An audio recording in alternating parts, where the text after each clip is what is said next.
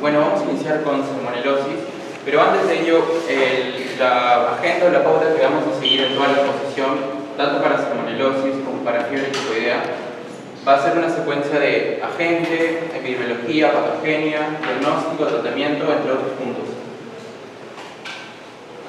Siguiente, por favor. Bueno, las definiciones generales para lo que viene a ser la salmonelosis, hay que recordar, en general la salmonela, ¿a qué grupo pertenece? ¿No? Si nos vamos a 15 gram, es un gram negativo, luego va a lactosa, lactosa o fermentadores de lactosa es un fermentador negativo también, y si hablamos de sus estructuras es un bacilo. Luego, si lo separamos por oxidasa, entonces vamos a tener que es oxidasa negativo. Y finalmente, el TCI agar, producción de ácido sulfídrico positivo. Todas estas son características microbiológicas de lo que viene a ser la salmonela en general, pero nosotros vamos a tener grupos, ¿no? Y para ello tenemos que diferenciar la microbiología, los sinónimos y la triada que se va a encontrar en todas las enfermedades: agente, huésped y ambiente. Y finalmente la transmisión. Para lo que viene a ser la microbiología encontramos que uno de los sinónimos de la salmonelosis es también el agente que viene a ser la salmonella no tifoidea, u otros nombres que también pueden llegar a sonar son la salmonella bongori o salmonella entérica. El método de transmisión, principalmente como vemos en la imagen, el ambiente en el que se puede generar mayor transmisión son aves de corral o incluso las personas que ingieren alimentos crudos, ¿no? Y obviamente la transmisión va a ser principalmente por consumo de estos alimentos. Para hablar ya específicamente de alimentos que son altos en lo que viene a ser un factor de riesgo principal para la salmonelosis, tenemos de que están los huevos crudos, las mayonesas caseras y también, como mencioné, el hábitat de los aves de corral es un factor de riesgo muy importante. Siguiente, por favor. Ya, anterior. Entonces tiene que quedarles claro que la salmonela es un bacilo gram negativo, ¿ya? Porque en base a eso ustedes van a plantear una terapeuta, ¿ya? Y lo otro importante es que tiene una zoonosis, ¿ya? Porque se va a transmitir a través de. Entonces eso lo tienen que tener presente para el diagnóstico diferencial. Y dentro del grupo de las tifoideas tenemos las tifoideas y no tifoideas. Entonces en este grupo que están enseñando ahorita es la parte no, la salmonella no tifoidea. ¿Okay? Hablando ya de la epidemiología y la patogenia de la misma, bueno, como que explicaron esta imagen, explica tanto en general la salmonella, no solo la no tifoidea, pero nos vamos a enfocar en la no tifoidea. Y el principal agente es la salmonella enteritidis, que, como les mencioné, va a estar principalmente o va a tener factor de riesgo para la persona en los huevos, lácteos y salsas, ¿no? La etiopatogenia, principalmente invasión de la mucosa intestinal, llega a las células del intestino delgado, genera adhesión y colonización e incluso llega a penetrar en las células del intestino. Finalmente causa inflamación y causa ya la sintomatología clínica que vamos a ver después. Para hablar ya de la salmonella tifoidea, lo que va principalmente a causar puede llegar a causar una bacteremia, porque es uno de los más frecuentes complicaciones, y también la clínica que se va a explicar después, que es la diarrea con productos patológicos. Para hablar de las regiones geográficas, están en todo el mundo, pero si vamos a diferenciar tifoidea y no tifoidea, al hablar de salmonella no tifoidea, principalmente en países subdesarrollados, ¿no? Como por ejemplo todo lo que viene a ser Latinoamérica. ¿Por qué? Porque, como vemos, el método de transmisión es principalmente por falta de higiene y por consumo de alimentos contaminados, ¿no? Entonces, en estas zonas subdesarrolladas son principalmente donde se tienen estos malos hábitos. Y en la descripción vamos a tener que es principalmente una enfermedad diarreica, y parte de la clínica la voy a explicar después. Para hablar de la patogenia, de la epidemiología, vamos a ver que la tasa de incidencia con respecto ya al sistema nacional, vamos a ver que según los datos del Ministerio de Salud del Perú en el año 2021 se reportan un total de casos de 5.576 casos de salmonelosis en todo el país. Como vemos, no es una tasa de incidencia muy alta, y la tasa de mortalidad tampoco lo es. ¿Por qué? Porque se puede llegar a prevenir con total normalidad esta enfermedad. Y finalmente, las zonas en el Perú que tienen mayor cantidad de tasa de incidencia o la distribución geográfica principal en el Perú son Lima, Callao, La Libertad, Arequipa, entre otros. Y vamos a recordar de que luego de que esta salmonella no tifoidea llegue a penetrar en el intestino delgado, invada la mucosa, también puede llegar, como mencioné, a causar bacteremia y finalmente llegar a otros órganos. Los principales en este caso, hígado, vaso y diseminarse por el sistema linfático. Sí. Finalmente, hablar del cuadro clínico. Y el cuadro clínico que se va a presentar para la salmonelosis o salmonella, o el agente causal salmonella no tifoidea, va a ser un cuadro de gastroenteritis. ¿Y cómo lo definimos? Con fiebre, dolor abdominal, náuseas y vómitos, diarrea autolimitada. Y lo principal en este caso son las diarreas blandas que van a ser con o sin sangre, ¿no? Eso va a ser diferencial porque vamos a ver que en la salmonella tifoidea puede ser tanto diarrea o estreñimiento, ¿no? Pero en el caso de la gastroenteritis por salmonella no tifoidea, principalmente diarrea con o sin sangre, también vamos a encontrar cefaleas, mialgias, incluso en pacientes pediátricos puede simular una pseudoapendicitis, ¿no? Por el dolor abdominal el paciente pediátrico llega manifestando casi los mismos síntomas, incluso da la localización, ¿no? Y entonces el médico piensa, puede ser una apendicitis, pero también podemos tener como diagnóstico diferencial la gastroenteritis. ¿Por qué? Porque en población pediátrica es muy fácil que pueda llegarse a generar esta transmisión de la salmonella no tifoidea. Y bueno, como mencioné, esos son los síntomas y en este cuadro podemos ver también algunas complicaciones que mis compañeros también van a explicar, pero mencionar algo importante que es que la salmonella puede ser invasiva y presentar principalmente complicaciones relacionadas con la meningitis, artritis séptica, osteomielitis, y los pacientes con trepanocitosis o inmunocomprometidos tienen un mayor riesgo de transmisión. Y bueno, la imagen que vemos en la izquierda es una imagen muy buena que resume prácticamente todo lo que viene a ser solo salmonelosis, ¿no?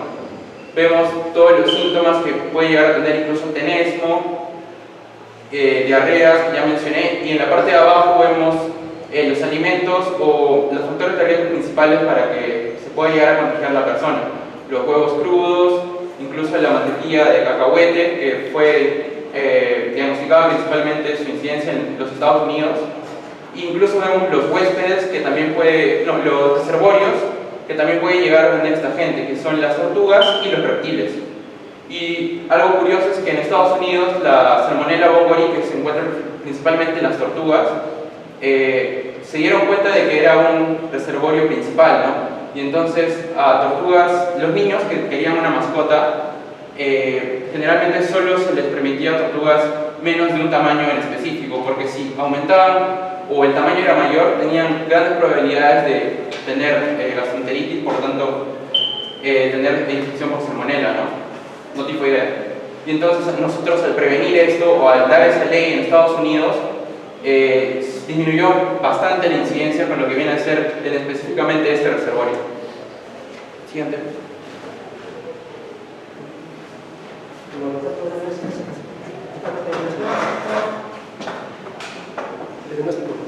En este caso, elecciones reproductivos, o sea, examen de heces.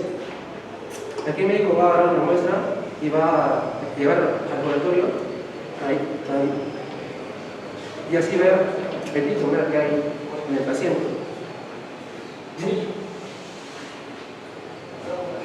Y en caso de que haya por ejemplo, todo el mundo, que haya fiebre o diarrea, eso puede ser que haya la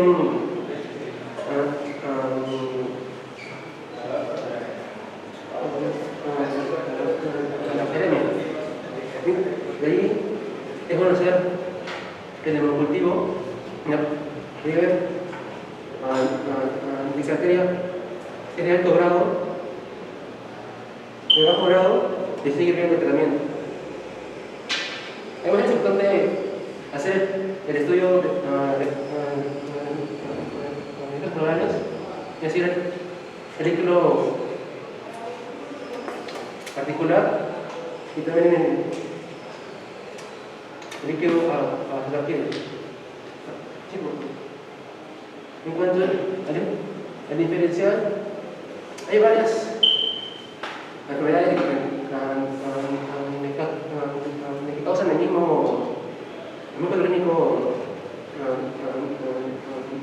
neurosis, es decir, la fiebre, esa infección por bacterias o hongos o virus, no sé dónde también lo tenemos que diferenciar. Además, hay enfermedades, la paludismo, la rickettsiosis, el leptospirosis, que pasa en cuadro de la diarrea. Y no es también importante diferenciar. En cuanto a la evolución del contacto de la brucelosis al humano, pasa de 2 horas la versión de los síntomas, que es una dura de 2 hasta 7 días. Como diagnóstico, este es bueno, ya que la mortalidad es muy infrecuente. Tenemos que tener cuidado en jóvenes, en niños, pero también en ancianos, ya que un mal control puede hacer que haya una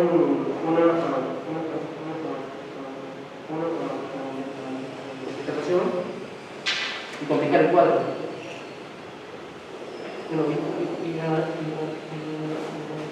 La epidemia, al pasar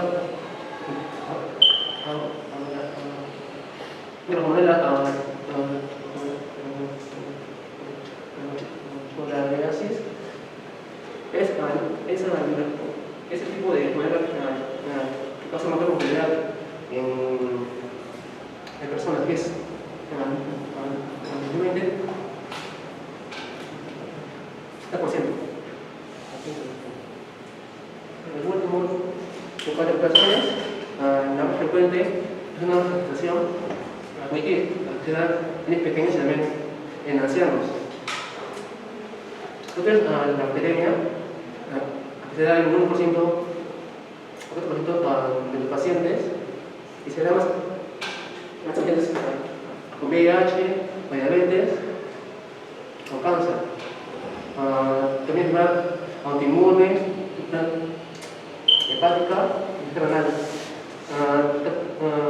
También la epidemia pasa pacientes endovasculares, como son la endarteritis, la inflamación de la capa túnica de las venas, y también la endocardititis. Esto pasa de un 10%.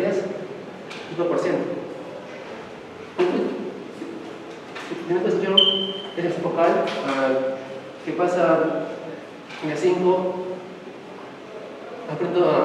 de los casos, y se habla de meningitis, de neumonía, una hepatitis séptica y infección de funcionarios.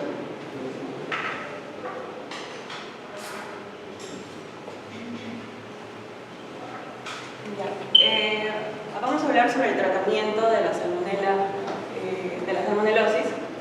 Si bien el tratamiento clave debe ser la ingesta de líquidos y seguir una dieta balanceada para controlar esto, porque no se considera favorecedor que se dé antibióticos para este tipo de pacientes, ya que estos antibióticos van a favorecer la persistencia de la salmonela en el huésped después de la recuperación de esto, y también porque estos antibióticos van a generar que aumente la aparición de cepas resistentes.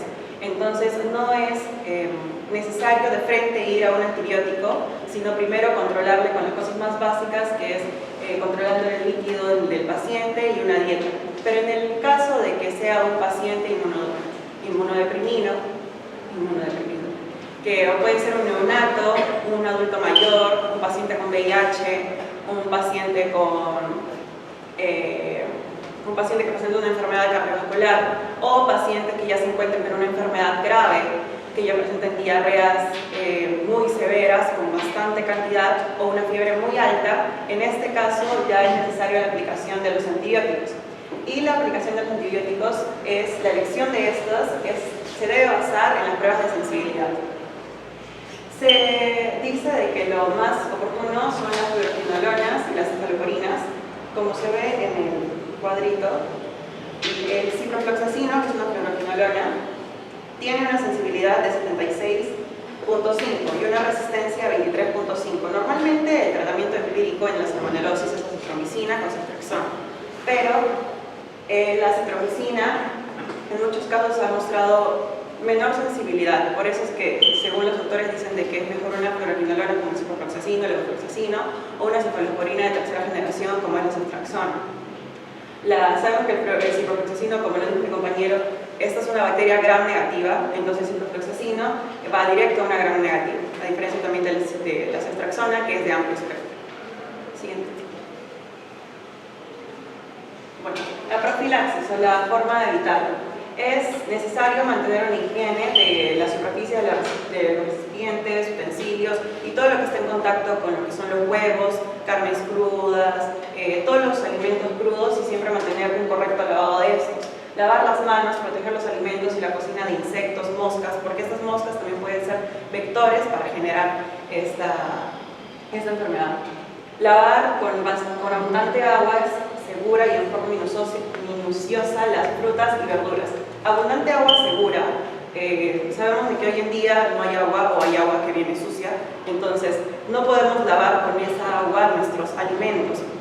Por eso se refiere a una abundante agua segura, porque si lo lavamos de esa manera no nos va a generar ninguna seguridad para nosotros. Elegir alimentos seguros como leche y derivados pasteurizados para que garanticen la eliminación de estas bacterias o cualquier bacteria que se pueda presentar en estos. Evitar consumir alimentos que contengan huevo crudo o poco cocido. Evitar la contaminación cruzada, siempre hay que separar las carnes crudas de otros alimentos en todo momento, ya sea en el refrigerador o en el momento de cocinar. Cocina los alimentos completamente, no dejarlos medio crudo o que se vea la sangre corriendo, porque eso también es un gran riesgo para nosotros.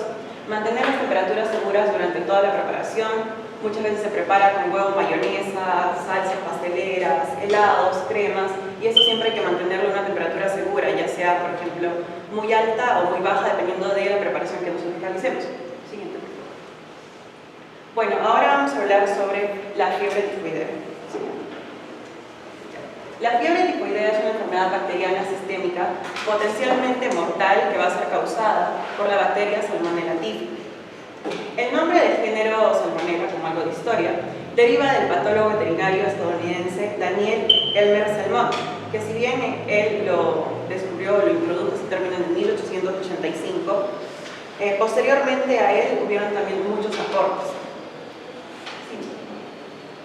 En la etiología, el género Salmonella pertenece a la familia Enterobacteriaceae. Son bacilos gram negativos, generalmente móviles, por flagelos anaerobios y no esporulados. Para fines clínicos se usa esta división, que son las no invasivas y las invasivas, como las que estamos poniendo en este momento, que son las no tifoideas y las tifoideas.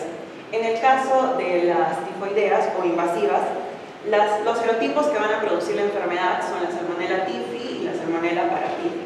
¿Sí? La patogenia. La ruta de esta salmonella es una ruta de fecal oral. La cantidad de bacterias que se van a necesitar para esta infección es de 1000 a 1 millón de organismos. La salmonella va a contaminar lo que son carnes, huevos, frutas, vegetales, y tenemos que tener en cuenta que los humanos son el único huésped y reservorio natural de la Salmonella typhi. Sobreviven durante muchos días en agua y también en huevos contaminados y en ostras congeladas durante meses, así que a los que les guste, con cuidado. Siguiente, por favor.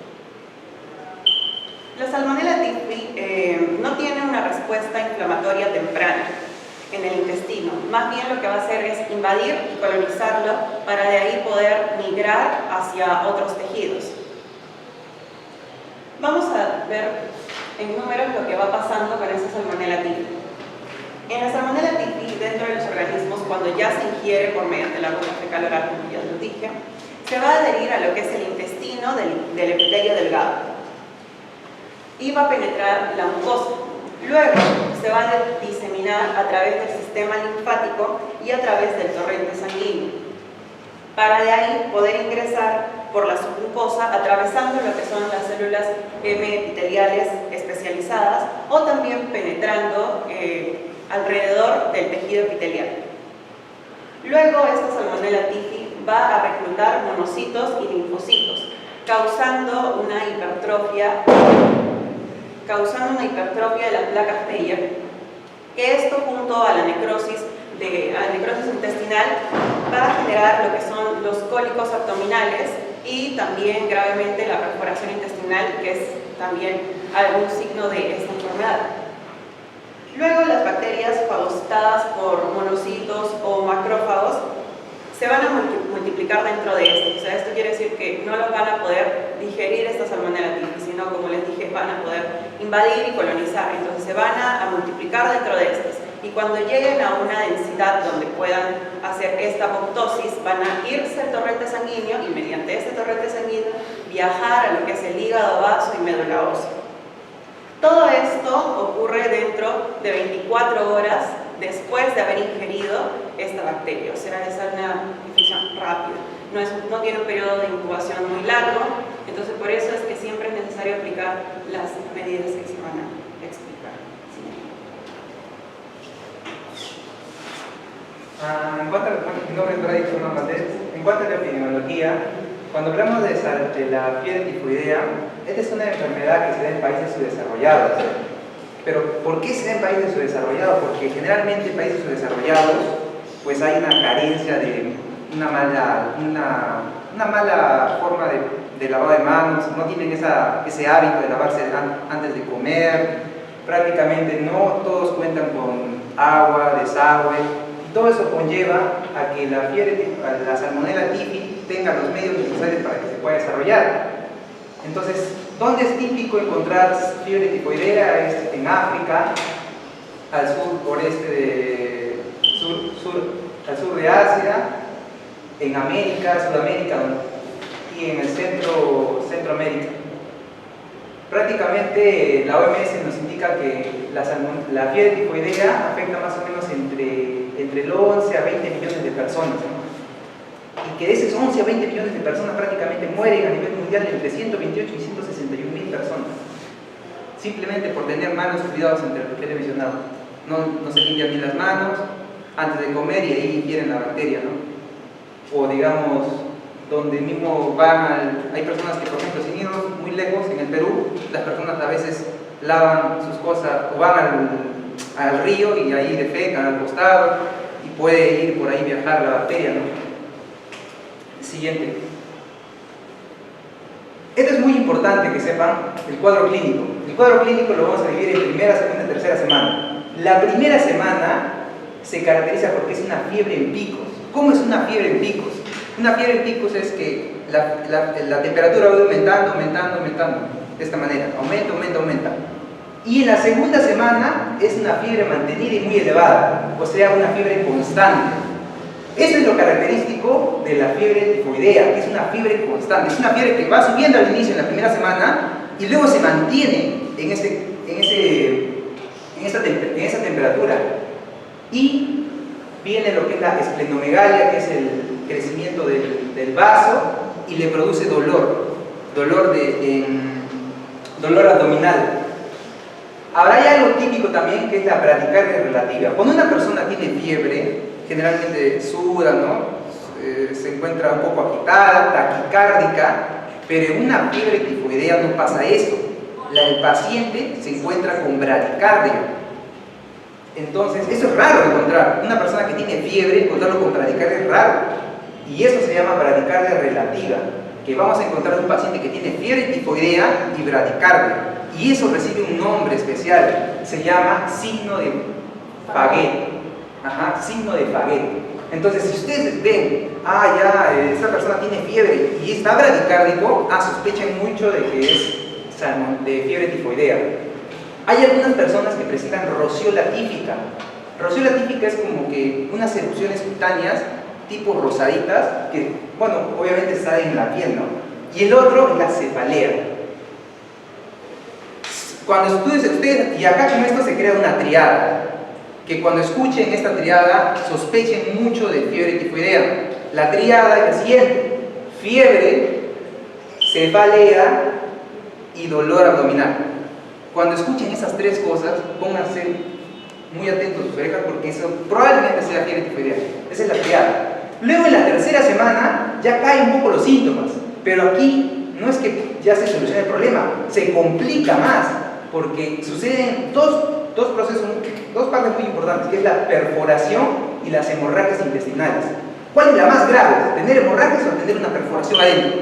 Una perforación. La perforación es lo más grave que puedes tener. Y en la cuarta semana ya es el periodo de convalecencia, si es que se recuperan, ya es el periodo de recuperación. Lo que quiero llevarles con todo esto del cuadro clínico, que nunca se olvide, la triada: fiebre, dolor abdominal y cefalea. Es siguiente. Diagnóstico. ¿Cómo puedo diagnosticar? El gol estándar para fiebre tifoidea es el hemocultivo, pero hay que tener mucho cuidado con el hemocultivo. El hemocultivo es que yo le saque sangre, vamos a cuidar un chorrito de sangre y lo analiza en microscopio, ¿no? Entonces, el gol estándar es el hemocultivo, ya. Pero el hemocultivo yo no le puedo realizar en cualquier semana, y yo les he contado, yo lo tengo que realizar en la primera semana. Si se dan cuenta, tiene 50-70% en la primera semana. Pero si yo le realizo en la segunda, probablemente ya no le encuentren. Y en la tercera, aún peor. Y en la cuarta, ya olvídate. O sea, es por las puras. En la primera semana es donde se tiene que realizar el hemocultivo. Ahora, ¿qué pasa? ¿Qué otras pruebas puedo tener? El mielocultivo. El mielocultivo, si se dan cuenta, en la primera semana tiene 90%, en la segunda 90%, en la tercera 90% y en la cuarta 81%. Entonces el mielocultivo es el más sensible y el más rentable. Es el que prácticamente lo puedo ocupar en todas las semanas. Pero para que yo realice un hemocultivo necesito un hematólogo. Y yo no puedo perder tiempo, pues. Y además, un mielocultivo es que yo voy a ingresar a la médula ósea y voy a sacar un pedazo, ¿no? Para analizarlo. Pero llevar al hematólogo, todo ese proceso va a demorar mucho tiempo. Es muy sensible, sí, pero me va a demorar tiempo. Entonces, por eso no es gol estándar. Por eso no lo... Ahora, pero sí o sí me va a encontrar el virus, porque tiene 90 y 81%. Perdón, bacteria. Al mielocultivo. Ahora, el coprocultivo y el urocultivo también lo puedo encontrar a la bacteria, pero eso tiene que realizarse en la segunda semana. En el hemograma yo puedo aplicar la aglutinación. La aglutinación es digamos, yo sospecho de que tiene fiebre tifoidea.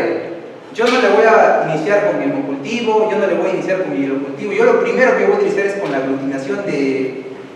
Lo que pasa es que acá lo ideal es quedarse en el hemocultivo, pero acá no tenemos esa facilidad para hacerle el mielocultivo. Claro. Pero la prueba más sensible es el mielocultivo. Y el gol estándar, el hemocultivo, pero demora, ¿verdad? Pero acá lo que tenemos más a la mano, en nuestro laboratorio, por ejemplo, en nuestro hospital, la aglutinación. Entonces con eso nos apoyamos, ¿no? Más Claro. técnica. Entonces todo paciente que viene siempre se hace al inicio la aglutinación acá en el grupo. En un paciente con fiebre continua, ¿no? Que no le ha conseguido el foco y con todas las características que explicaron. Ajá. Pero yo tampoco la aglutinación le puedo hacer en cualquier semana. Yo no le puedo hacer en la primera semana, yo lo tengo que hacer a partir de la segunda semana. Y bueno, y me tiene que botar un valor de 1/160, y dice, pero... A partir de 10 es posible. Ajá, pero también algunos lo consideran como 1/180.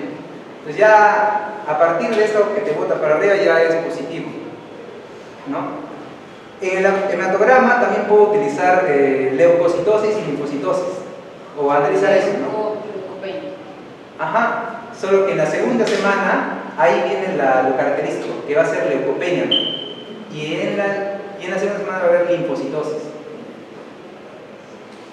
Conclusión, el primer método para yo diagnosticar es la aglutinación. Acá en el Perú. Pero en el gol estándar Claro. es realizar el hemocultivo, pero el hemocultivo des en cuenta la sensibilidad que tiene, que independientemente del tiempo de la enfermedad que tenga el paciente, va a salir positivo, entonces te ayuda por más rápido, pero estamos limitados a hacer ese cultivo acá. Exacto. Y bueno, eso sería todo el diagnóstico.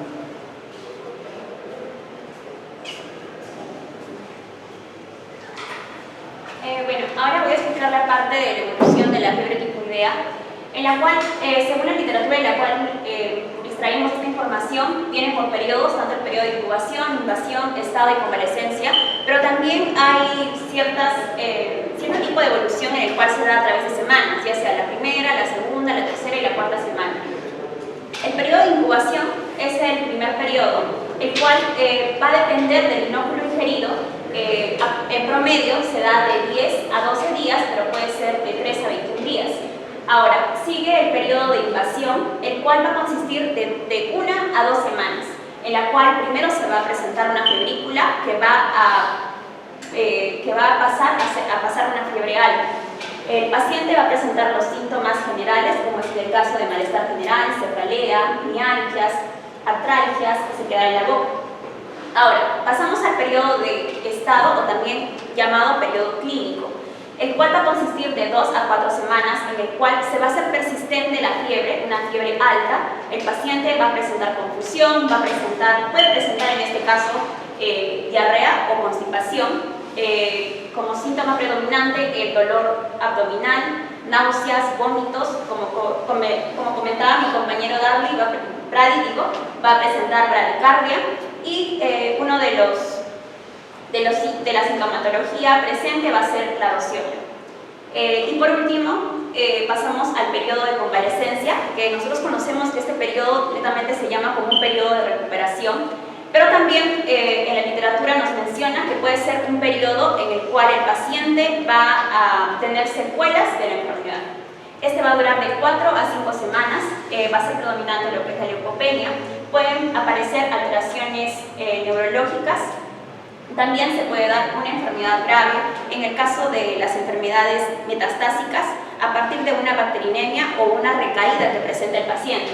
Posterior a ello, también el paciente con los años después puede presentar osteomelitis, infección en el tejido blando y también colecistitis. Siguiente diapositiva, por favor. Ya. Ahora pasamos al pronóstico y así va a ser las expectativas que vamos a tener para el paciente cuando le vamos a dar un tratamiento. Entonces, lo correcto o lo regular sería que dentro del periodo de 2 a 4 semanas el paciente mejore o pierda casi los síntomas. En este caso, también puede aparecer que en el paciente pueden retomar estos síntomas, y esto se debería a que hubiera una curación incompleta de la infección. En este caso, si el paciente no se está tratando con antibióticos, la mortalidad o la tasa de mortalidad va a ser de un 12%. Sin embargo, si el paciente va a recibir desde la primera o la segunda semana una terapia temprana de antibióticos, esa se va a reducir en un 1%. Ahora, el peor pronóstico que se puede presentar es a partir de diversas complicaciones que puede presentar el mismo, y la que puede generar en sí un estupor, un cuadro de coma, un cuadro de shock. Lo que puede añadir a que el paciente entre en un cuadro de una complicación es que este paciente, por ejemplo, sea un paciente que sea de elevada edad, no sea un anciano, un infante, o en el caso de un paciente un diabético también con diversas comorbilidades. Ahora pasamos a las complicaciones. Si bien es cierto, en el proceso de las complicaciones resalta mucho lo que es el tipo gastrointestinal. Esto va a ser debido a lo que comentaban mis compañeros justamente por la patología que tiene. En este caso, este serotipo de la Salmonella typhi es el que no va a ser eliminado por el ácido gástrico y va a pasar hacia el intestino. Y es en el intestino en el cual netamente va a generar una proliferación de la mucosa, una hipertrofia de las placas de Peyer. Y esto es lo que va a generar una hemorragia digestiva, inclusive el síntoma principal, que es un dolor abdominal, una perforación iliar y diferentes abscesos viscerales. Entonces, como también hay complicaciones en la etapa gastrointestinal, también va a haber una infección a distancia. Puede provocar una neumonía, una hepatitis, miocarditis, osteomelitis o meningoencefalitis. porque, como dijimos, no se va a proliferar por el torrente sanguíneo y los linfáticos. Y bueno, lo que podemos rescatar de esta diapositiva es que un diagnóstico tardío y una ausencia de tratamiento antimicrobiano adecuado puede generar en sí este tipo de complicaciones. Siguiente. Ya, ahora pasamos al tratamiento. Si bien es cierto, se realizó diferente bibliografía, pero todas concuerdan en que el medicamento de primera línea es una fluoroquinona, que es el ciprofloxacino. En este caso, el ciprofloxacino va a generar una caída de la fiebre en 4 días.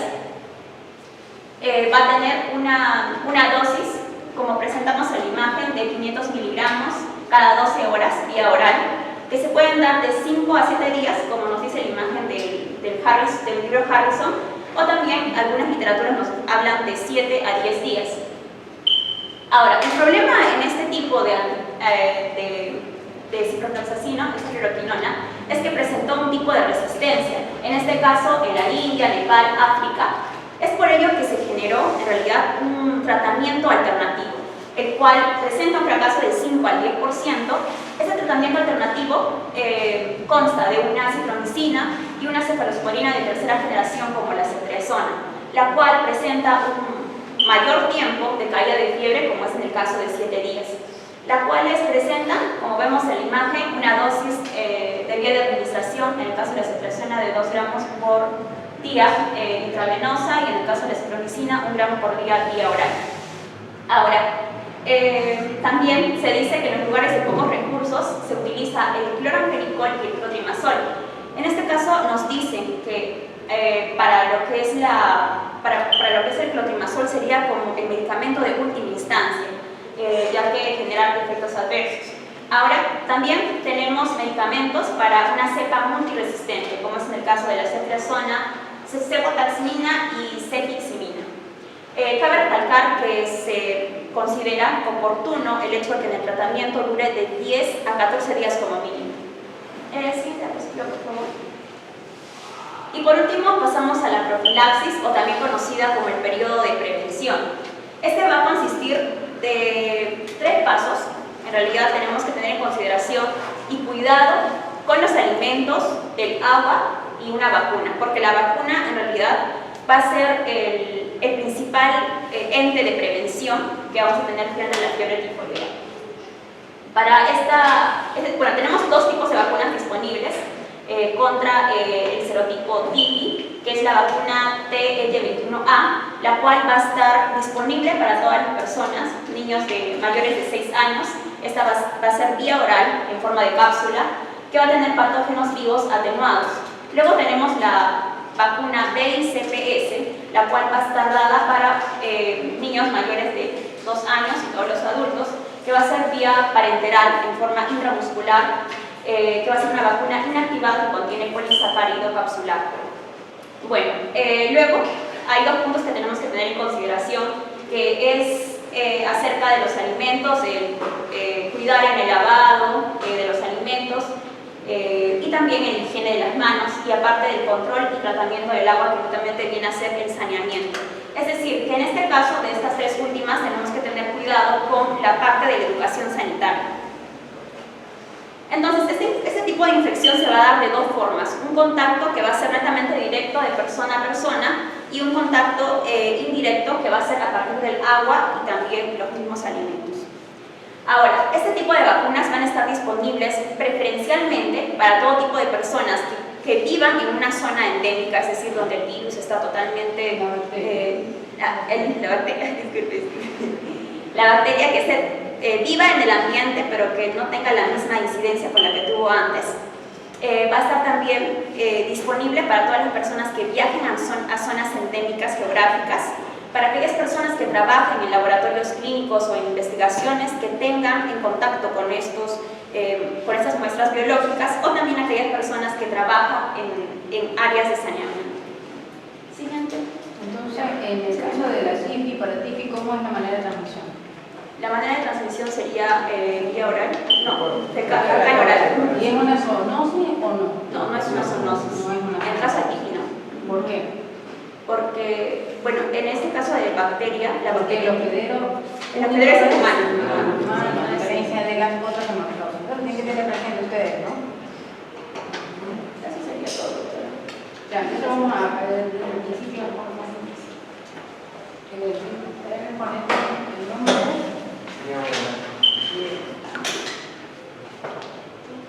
Tenemos dos grandes grupos en cuanto a lo que es salmonelosis. Fíjense que tanto la TIF y la paraTIF están unidas porque tienen características específicas en eso, ¿no? Entonces tiene que quedarles claro que la salmonelosis, en las que no son ni TIFI ni paraTIFI, recuerden que la manera de transmisión es ¿a través de qué? De alimentos crudos, ¿verdad? De carnes crudas, el pollo, huevo, alimentos que estén contaminados, ¿ya? A diferencia de la TIFI y paraTIFI, que es fecal oral y que el único hospedero es el hombre.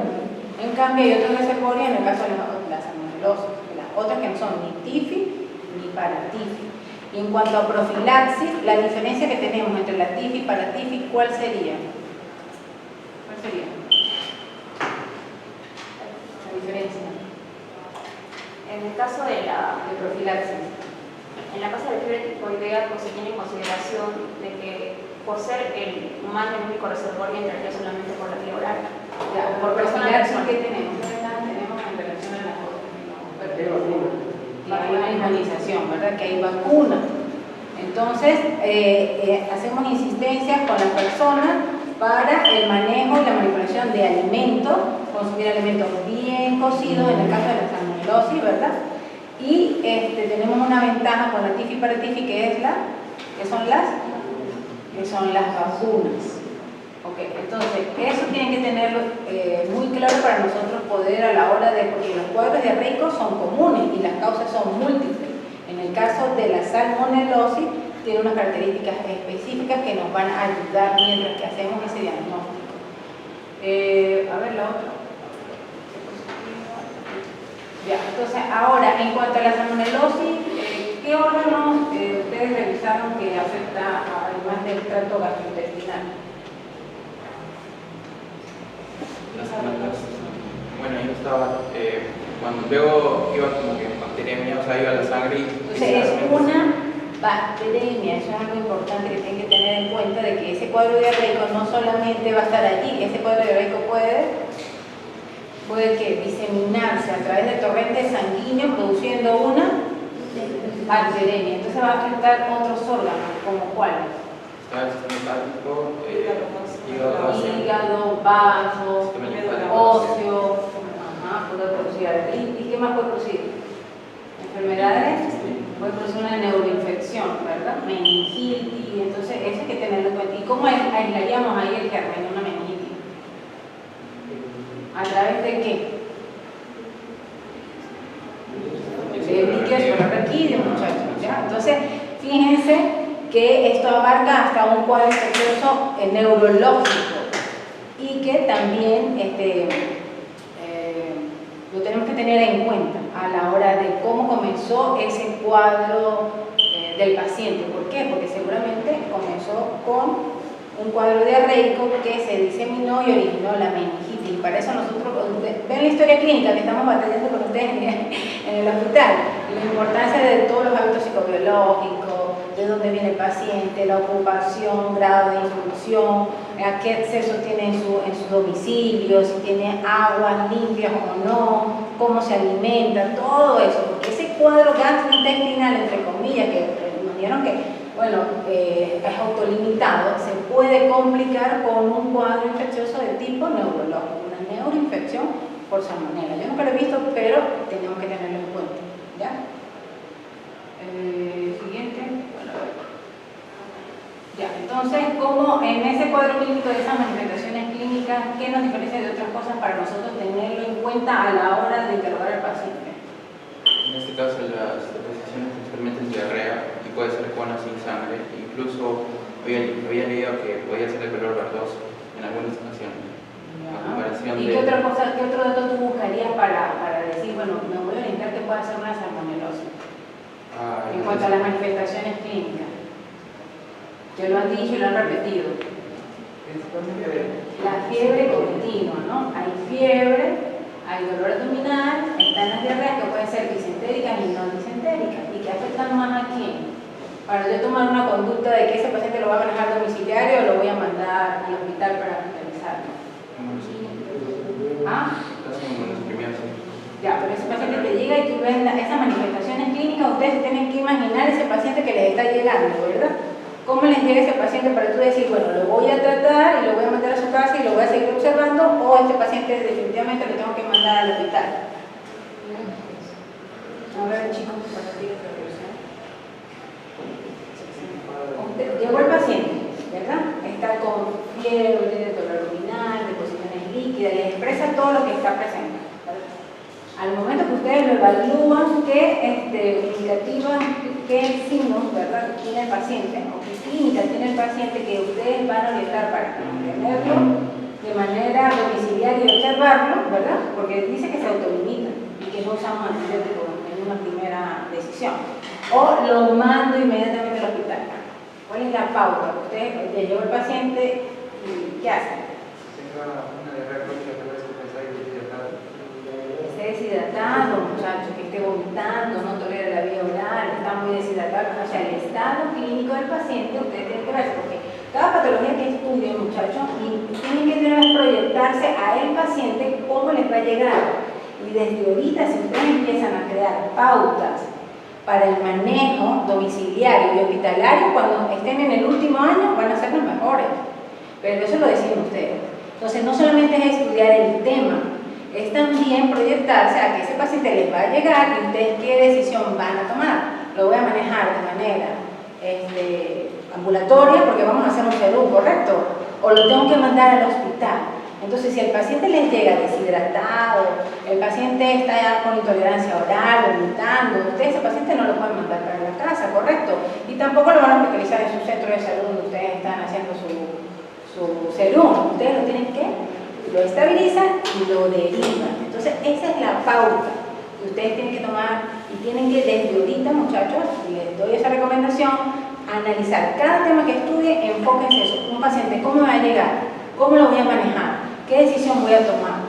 ¿Lo manejo ambulatorio o lo tengo que mandar al hospital? Entonces, este cuadro se autolimita, el paciente es inmunocompetente, pero el paciente es diabético, anciano, lactante, es un cuadro que es agresivo y puede llegar a la deshidratación y puede llevar a ese paciente lactante o a ese abuelito a la muerte, ¿ves? Entonces, por eso ustedes tienen que tomar esas pautas, ¿ya? Desde ahorita. ¿Cuándo yo debo hospitalizar? ¿Cuándo yo debo manejar en domicilio al paciente? A ver, ¿qué otra? La siguiente. Entonces, el diagnóstico, ya saben que lo pueden hacer a través de estas diferentes formas: conjuntivo, líquidos corporales, líquido articular y líquido cefalorraquídeo, y hacerle una reacción inflamatoria de esa, pero saben que ahí no les va a llegar. Entonces, ¿qué haríamos? ¿Qué examen haríamos? Aglutinaciones, ¿correcto? Entonces ya sabemos que tenemos la salmonela, porque son más de 2.500 serotipos de la salmonela, ¿verdad? Pero tenemos un grupo aparte, ¿verdad?, clasificado, vamos a ponerle B y P, que se llama TIFI para TIFI, ¿verdad? Okay. Ahora, hacemos diagnóstico diferencial con otras enfermedades, paludismo, dengue, bueno, okay. Eso ya ustedes, la evolución, ¿ok? Y bueno, ya hablamos del pronóstico. Ya ustedes saben que un lactante, un paciente de edad avanzada, ustedes tienen que saber en qué condiciones está para decidir el manejo del paciente. Y las complicaciones. ¿Complicaciones cuál sería? Una deshidratación severa. Una deshidratación severa te puede llevar a un hipovolémico y a la muerte del paciente. Entonces tenemos que ser precisos cuando te llegue el paciente, tómalo en cuenta, examínalo, mídele sus funciones vitales, evalúalo bien y decide correctamente para que ese paciente no fallezca. Y tener presente que la salmonelosis produce una bacteremia, ¿ya? Entonces eso es un signo de alarma, de alerta, es una enfermedad que tenemos que no tomarla tan a la ligera. Y bueno, ahí hablaron también, bueno, ustedes no desarrollaron todo lo que es la parte de las complicaciones, ¿no? Pero tienen que saber de que las complicaciones incluyen neuroinfección a nivel de osteomielitis, incluyen incluso endocarditis, la endoarteritis. Entonces, esta enfermedad incluso hasta produce neumonía, imagínense, infección del tracto urinario. Todas esas complicaciones están asociadas a la salmonelosis. ¿Qué más? A ver. Ahora el tratamiento. ¿Cuál sería?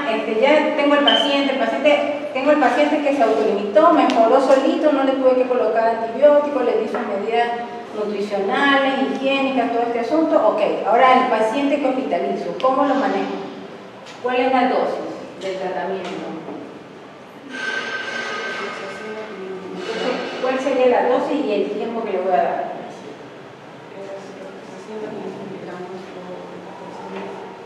500 miligramos. Si yo veo que el paciente está estable, le voy a mandar, ¿verdad? 500, lo manejo domiciliario, yo digo, no, este paciente sí pueda manejarlo, porque voy a hablar dentro del hospital, muy poco antibióticos, todo es endovenoso, ¿ya? Pero ese paciente que ustedes dicen, bueno, yo voy a observar, voy a ver, 500 miligramos, 7 a 10 días, pero el paciente que voy a hospitalizar, ¿cuál sería la dosis de la ciprofloxacina? No, ¿de cuánto viene la presentación? A ver, ¿quién sabe? 200 miligramos. Y de 400, 200, 400. ¿Cuál sería la dosis que le voy a indicar? 400 cada vía endovenosa. Entonces ya sabemos y conocemos que la cipro, importante muchachos, empiecen a conocer, ya ustedes ven farmacología.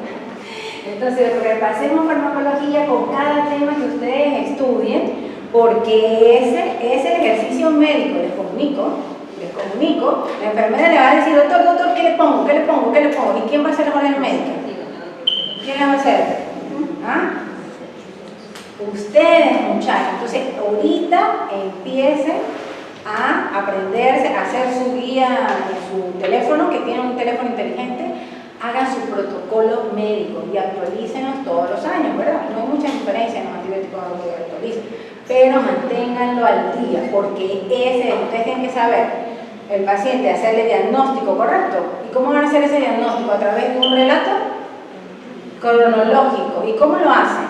¿Cómo lo preguntan? ¿Cómo lo interrogan? Ya ustedes hoy, estos chicos, sus compañeros les dieron herramientas de cuáles son esos factores de riesgo o cómo adquirieron esa enfermedad ese paciente, ¿verdad? Consumiendo alimentos crudos, hay maligenios, no tienen aguas blancas en su lugar, interrogando esa parte para nosotros saber que ese paciente, el medio en el que está es sospechar de, y ahora le voy a instalar una terapéutica, y esa terapéutica la tengo que conocer, ¿correcto? Entonces ya saben que la cipro viene en tabletas y viene también endovenoso, y endovenoso tienen que prenderse la dosis y tienen que saber cuántos días le van a instaurar el tratamiento al paciente, ¿correcto? Eso es importante, muchachos, que lo tengan presente. Ahora, la otra alternativa, aparte de la fluoroquinolona, que sería la ciprofloxacina, la leo nos la reservamos un poco. ¿Por qué la leo nos la reservamos? ¿Por qué ustedes creen? Porque es muy avanzado por su Otra cosa. Reducir resistencia. ¿Ah? Resistencia. ¿Qué otra cosa? A ver.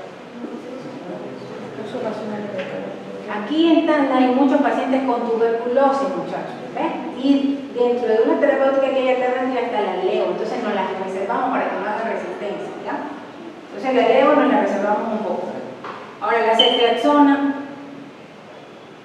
Esta ceftriaxona creo que es antihipertensiva. Ah, pero ¿cuál sería la dosis? Entonces, Entonces, en adultos podemos usar la fluoroquinolona sin problema, pero en el niño, ¿por qué no usamos la fluoroquinolona? ¿Quién sabe? Porque retrasa el crecimiento. Correcto, retrasa el crecimiento. Y utilizamos entonces una cefalexina de tercera generación como la ceftriaxona o la cefotaxina. ¿Cuál sería la dosis de la ceftriaxona? 2 gramos, bien endovenosa. ¿Cada cuántas horas? Al día. Una vez al día, cada 24 horas. Ahora, si es una neuroinfección, ¿lo utilizaría? Cada 12 horas. Si es una neuroinfección por salmonella, cada 12 horas. Y la terapéutica sería no por 10 días, de 14 a 21 días. Ese cuadrito está muy bonito en el Harris, para que ustedes lo tengan presente y lo tengan en su guía de manejo protocolar, por ejemplo. Ahora, y la cefotaxina, 2 gramos cada 8 horas. Y recuerden que la presentación viene 1 gramo de cada volumen, 1 gramo. ¿Ya? Entonces, eso lo tienen claro, ¿o tienen alguna duda?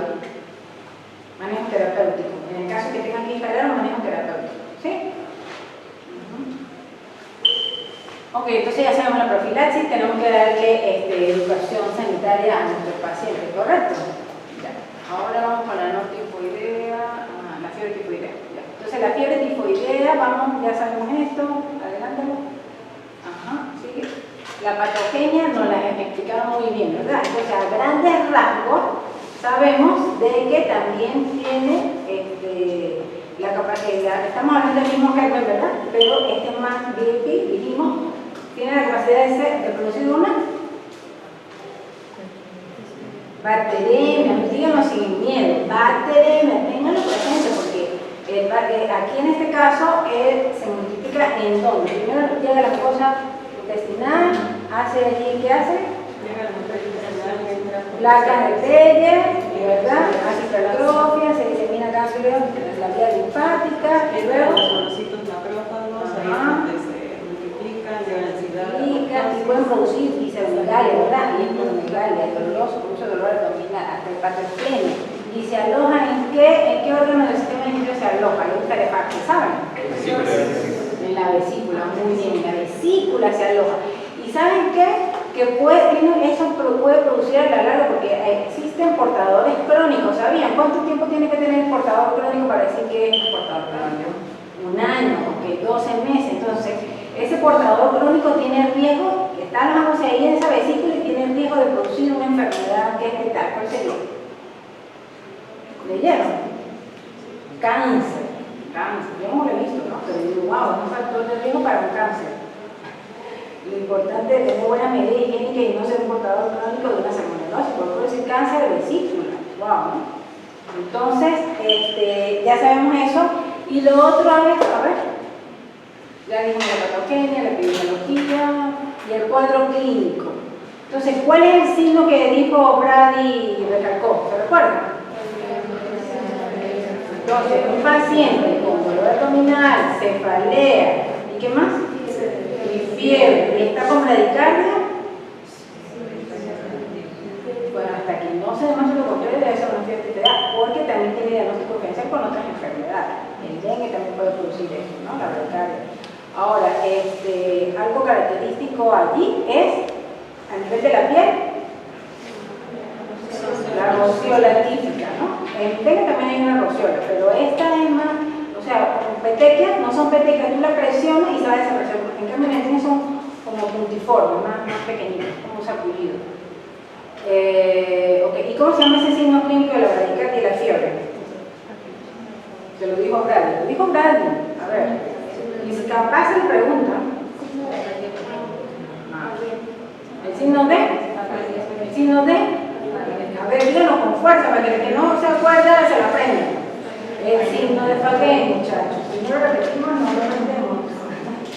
Ok, entonces, importante esas pautas para que ustedes sepan que están frente a un paciente con un cuadro de riesgo de origen bacteriano, apellido salmonella, ¿no?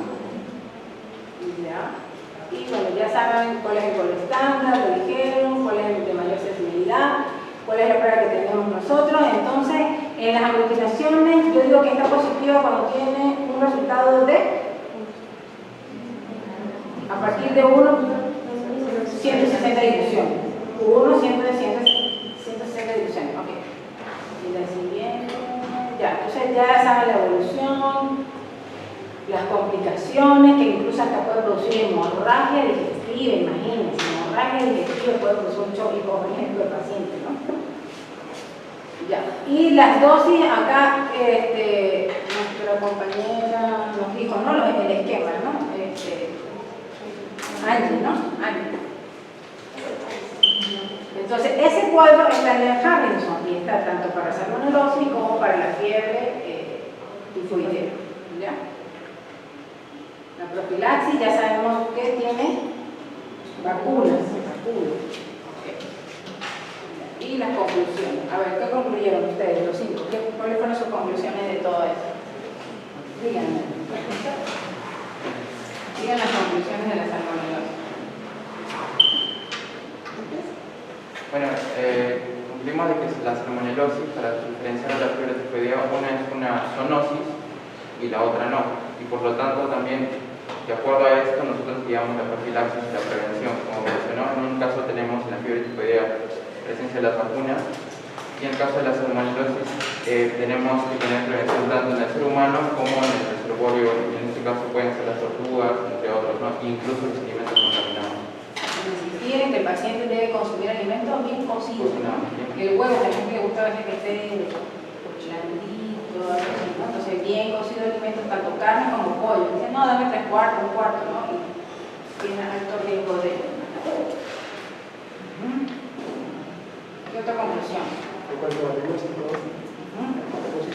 es el objetivo que el diagnóstico del paciente es bueno, a no ser que sea una ansiedad de un bebé o su crianza que pueda. Entonces ustedes tienen que tener vigilancia de ese lactante y de ese paciente de tercera edad y el paciente que es diabético, VIH, que ahí el cuadro va a ser más, se puede complicar, ¿no? ¿Qué otra conclusión? En cuanto al diagnóstico de el gol estándar de debe ser ejecutivo, que se realiza en la primera semana. Eso lo tiene que tener presente, ¿no? Claro, eso. ¿Cuándo yo le solicito el hemocutivo a mi paciente? ¿En la última semana? En la primera semana, porque después te va a salir un falso negativo. Ajá. Y el hemocutivo y el coprocutivo se lo solicitamos en la segunda semana, porque si se lo solicita en la primera semana va a salir un falso negativo, y las aglutinaciones en la segunda semana. Esas pautas eso tienen que tenerlo presente, muchachos, porque eso es lo que les va a ayudar a diferenciar de otro y cuándo solicitar el examen, porque por las puras lo solicitan en la primera semana y les va a salir un falso negativo. Y el miel objetivo, que tiene mayor sensibilidad en cualquier semana. Miel objetivo, mayor sensibilidad, puede estar el objetivo, aglutinaciones o la reacción de viral que conocemos y que es a partir de la segunda semana. Eso es importante, ¿ya? Para hacer el diagnóstico. Y la salmonelosis como tal a través del coprocutivo, ¿ya? O la aglutinación. ¿Qué más? Otra conclusión. En el caso del tratamiento, al inicio hay que evitar el uso de los antibióticos porque va a reportar de que el paciente pueda presentar la resistencia o si no, que la infección tarde O se complique más, ¿no? que se complique. Entonces, primero siempre la radioterapia, los líquidos, la antibiótica, todo, y ya, pero si tenemos en base de una persona que es un paciente inmunodeprimido o un paciente con enfermedad muy grave o ya con infecciones líquidas de forma crónica por mucho tiempo, con fiebre muy alta, en ese caso sí aplicar el antibiótico. Bueno, en el caso de fiebre tifoidea resalta lo que es las vacunas que ayudan a evitar. Ahora, ¿esas vacunas las tenemos en nuestro esquema de adulto? ¿La tenemos? No están en nuestro esquema, deberían estar, ¿no? Pero los esquemas que son muy costosos no están. Pero tenemos accesibilidad a esas vacunas. ¿Okay? Y es una dosis única, ¿no? Una dosis única. ¿Ya alguna pregunta, alguna duda, muchachos? ¿Todo quedó muy claro? ¿Puedo hacer un quiz en este momento? Me voy a tomar en cuenta para la próxima clase. Ya, bueno, eso sería todo. Si no hay preguntas ni nada.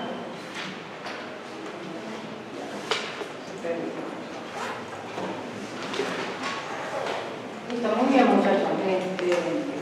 Los felicito. Podemos mejorar más.